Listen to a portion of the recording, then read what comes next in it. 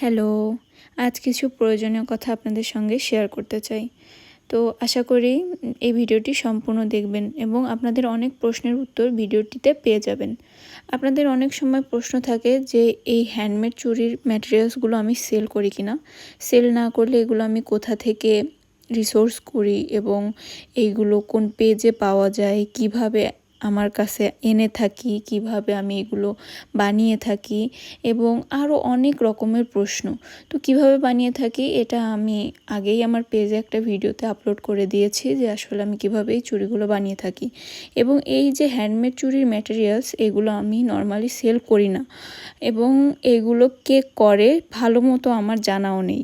আমার পরিচিত যে দোকান আছে সেখান থেকে আমি নিজে গিয়ে এই ম্যাটেরিয়ালসগুলো এনে থাকি এবং আমি দেখছি অনেক ফেসবুকে অনেক পেজ আছে যেগুলোতে আপনারা এর যে র ম্যাটেরিয়াল সেগুলো আপনারা পেয়ে যাবেন এবং এগুলোর প্রাইস আসলে এক এক পেজে এক এক রকমভাবেই সেল করে। তো আপনাদের যেমন সুবিধা হবে আপনারা তেমনভাবে কিনে থাকবেন। আর একটা জিনিস দেখেন, এই প্রোডাক্টে সবথেকে বেশি কম লাভ থাকে, কারণ হ্যান্ডমেড জিনিস তৈরি করতে অনেক বেশি কষ্ট হয়।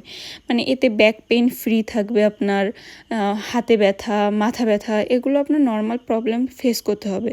তো এই ক্ষেত্রে আসলে লাভটা খুবই সামান্য থাকে। তারপরেও আলহামদুলিল্লাহ অনেকে আছে শখের বশে করে, অনেকে টাইম পাসের জন্য করে। তো এই পেজটা সম্পূর্ণ আমার শখের বশে, তাই কত বা কেমন কি লাভ হয় আসলে এটা আমি কাউন্ট করি না। এই বিস্তারিত ভিডিওটি ছিল আপনাদের জন্য।